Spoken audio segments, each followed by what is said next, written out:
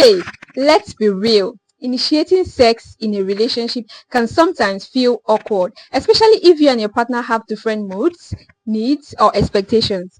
Have you ever tried to get things going in your relationship only to be met with rejection or an awkward silence? Or maybe you've been on the receiving end of the approach that felt totally off. In this video, I'm going to break down how to initiate sex the right way, and just as importantly, how not to initiate sex. And trust me, some turn-offs can shut things down instantly. We'll be talking about the common mistakes, the biggest turn-offs, and the best way to build sexual chemistry that actually leads to intimacy.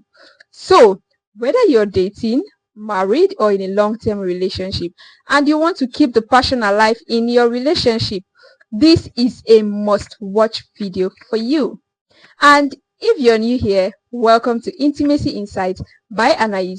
Don't forget to hit that subscribe button and turn on your notification bell so you never get to miss out any of these raw and real conversations about love and relationships. First, let's start with why does initiating sex matters in a relationship. Before we get into the do's and don'ts, let's get one thing straight. Initiating sex is just as important as having it. Why? Because in a healthy relationship, both partners should feel wanted, desired, and connected. Sex isn't just physical, it's emotional. When one person is always initiating the sex and the other person isn't putting in any effort, it can create imbalance, resentment, or even loss of intimacy over time. Alright, so let's jump straight into why we came here. What we came here for, how to initiate sex in a way that actually works. Let's start with the don'ts, because trust me, there are some major mistakes people make when trying to initiate sex, and if you've ever been rejected, chances are one of those mistakes might be the reason why. The first mistake is assuming sex should just happen. One of the biggest turn-off is when someone just expects sex without any effort. You know what I'm talking about. Those Netflix and chill moments where one partner assumes things will naturally escalate, but they don't actually make an effort to set the mood. Avoid silent ambush initiation. You also know what I mean by this. When someone just starts randomly touching their partner in bed, hoping they will get the hint, but without any actual lead up. What do you do instead? Put in some effort. Flirt with compliments. Build up tension throughout the day with small touches or playful texts. Sex isn't a vending machine where you press a button and it happens. It's about creating a connection first. So instead of creeping up silently, use words, touches, or even eye contact first. Make sure your partner is mentally and physically present before initiating the sex.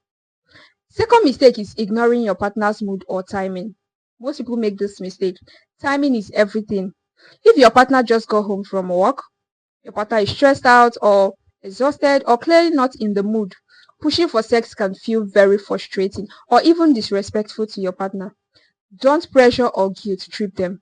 Nothing kills attraction faster than making your partner feel guilty for not being in the mood. What can you do instead? Pay attention to their energy. Don't ever say, I know you don't want me anymore, or I guess I'll just take care of myself then. Why don't you love me like you used to? Instead, respect their mood and find other ways to connect. Maybe you can offer a massage, or you can just cuddle first. You can also talk or just enjoy each other's presence. A simple how was your day, or how has your day been, can tell you a lot about whether it's the right time or not to initiate the sex with your partner. The third mistake is being too aggressive or too passive. These are two extremes. Some people come on way too strong, while others don't initiate at all and just hope that their partner will do everything. Neither of this works long term. So what do you do instead? Find the middle ground. Be very playful, be seductive, and also be respectful of your partner's space. Instead of saying, I want to have sex, try teasing or dropping hints in a very fun way. The fourth mistake is don't act like sex is a chore. Saying things like, well, it's been a while, so I guess we should do it, is the fastest way to kill mood. Sex should never be about desire. Sex is not an obligation. Avoid using things like, we should do it before bedtime, I guess, booking for sex. Or fine, if you really want to, let's have it. Or I'm only doing this because you keep asking for it. So now we've covered the mistakes. Let's now talk about what actually works when it comes to initiating sex in a way that feels natural, exciting, and stress-free. Number one is build up sexual tension beforehand. Good sex doesn't just start in the bedroom. It starts way before that. If you wait until the very moment to initiate it, it can feel forced. But if you start building the mood earlier on, it becomes natural progression. So how do you do this? Flirt with your partner throughout the day. You can send a sexy text message like, I can't stop thinking about last night. You can whisper something playful in their ear if they are close to you, or you can drop a hint that you're in the mood for them. Casual but intentional touches throughout the day also matters. A casual back rub or a lingering kiss or even just brushing against them in the kitchen can set the mood for them.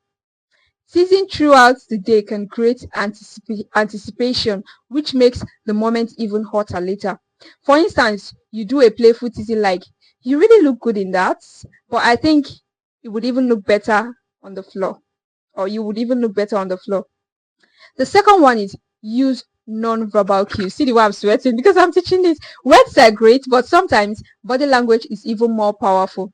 Making eye contact, getting close, running your hands through their hair, these are all ways to say I want you without actually saying it.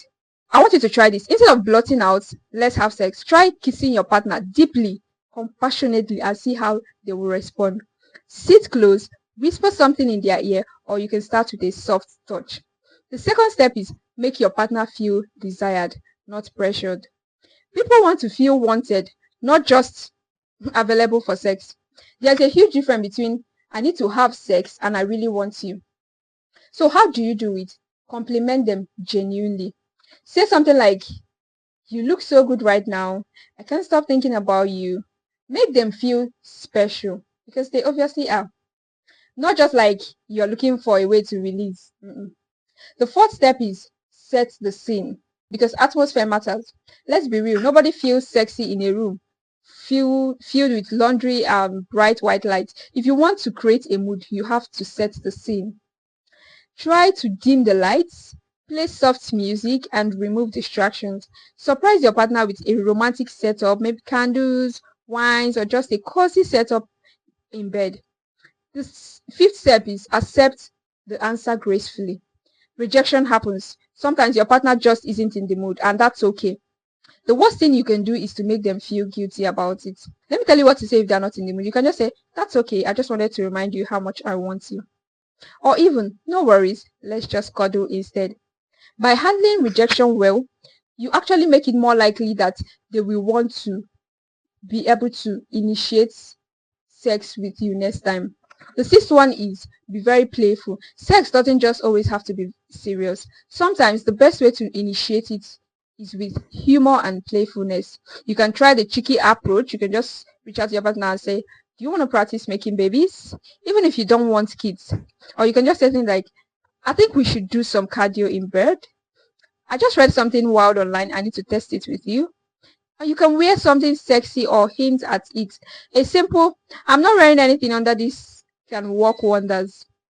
The seventh one is be direct but not demanding. Let's be honest with ourselves. Sometimes some things doesn't work. If you want sex, say it. There's a difference between inviting your partner into intimacy and making them feel pressured. Say something seductive but light. Something like, I can't stop thinking about you. I would love to feel your skin against mine tonight. I want to skip the movie and do something more fun with you. You can make eye contact or use a sexy tone. How you say these things matter as much as you say it. And at the end of the day, sex should feel natural, exciting, and fun, and not pressured, awkward, or forced. The way you initiate intimacy sets the tone for your entire sex life. So tell me in the comment section, what's the best or worst way someone has ever initiated sex with you? Let's talk about it. And if you enjoyed this video, don't forget to like, share, and subscribe for more real and unfiltered conversations about relationships, intimacy, and love. See you in the next video. Bye.